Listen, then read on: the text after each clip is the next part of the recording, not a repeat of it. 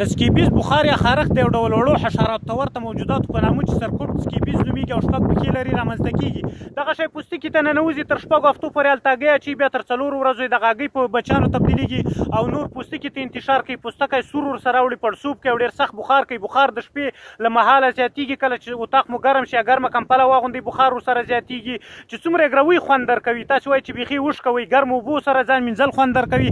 همدارنګه د تناسلي آلې شاوخوا د ګوتو منځونه یو ډول پړسوب، بخار او سوروالی پیدا کوي. په مخنیوي کې باید د بل چا بستره استفاده نه کړو. دا شی په ګڼه ګوڼې په ځایونو کې، په لیلیو، هاسټلو، مسافرخانو کې ډېر پیدا کېږي، ځکه چې یو انسان نه بل ته ور انتقالېږي. همدارنګه خپل کالي باید له مینځلو نه وروسته لمر ته واچوو، 80 درجې حرارت اوبو کې ومینځو. د پرمیترین 5% په نامه یو ډول کریم دی، هغه په پوستکي ووهو، او د مالیتیون 0.5% په نامه یو ډول محلول او زهري محلول دی، دا باید په خپل پوستکي باندې ووهو تر څو له دغه سکیبیز نه خلاص شو. مننه.